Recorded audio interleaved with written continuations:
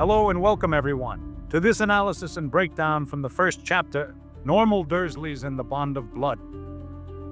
In our last analysis, we saw how J.K. Rowling has tied in so many dull symbols to the Dursley family: unwelcoming, unpleasant, uncaring, unforgiving, cold-hearted, whiny, complainy, screechy, boring, like wow.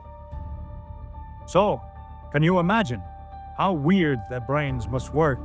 That's why, right at the start of the chapter, Rowling tells us that the Dursleys are super obsessed, like weirdly proud, of being normal. They think they're the epitome of normality. It's their whole identity, their badge of honor. Rowling doesn't just mention it once, she keeps repeating this normal idea throughout the first chapter over and over again. Why? To give us a crystal clear picture of how twisted their minds are. For the Dursleys, the world is black and white. Something is either normal, or it's something they absolutely hate. Now think about this. What exactly is normal in the warped little minds of the Dursleys? What's their definition of normal? It boils down to two things.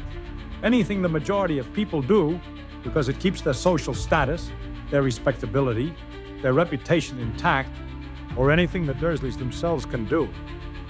That's it. Those are the only two things they consider normal, and by extension, anything the minority does, or anything the Dursleys can't do themselves, becomes something they despise. They absolutely hate it, like passionately. Their minds are so narrow, it's almost funny. Ridiculous, right? Take Petunia, for example. She has a biological sister, Lily. That's a blood relationship, right? And to emphasize this connection, Rowling even gave the sisters matching names. Both are named after flowers, Lily and Petunia. But does Petunia care about this blood connection? Not much. She disregards her own sister to align herself with her normal Dursley clan, unleashing pure hatred toward Lily and her family. The Dursleys despise the Potters so much that they see them as so different and so wrong. They practically pretend that Mrs. Dursley doesn't even have a sister. They've cut her off completely. However, blood is thicker than water. This bond of blood will compel Petunia to make several tough decisions that go against her usual normal personality over the next 16 years. But why this extreme hatred? It's just because the Potters are wizards, and this puts them in the minority. Wizards are less than 10% of the population, so in the Dursleys' minds, they're basically defective. Because remember, the Dursleys believe only majority behavior equals normalcy. And the other reason, the Dursleys can't do magic themselves. Let's be real.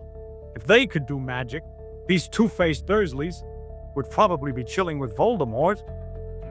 In next analysis, we will jump to the morning of November 1st and see the entire day unfold from Uncle Vernon's perspective, from the moment he leaves his dull house to head to his equally boring office to when he returns home that evening, which will show us the extent to which the Dursleys are blinded with hatred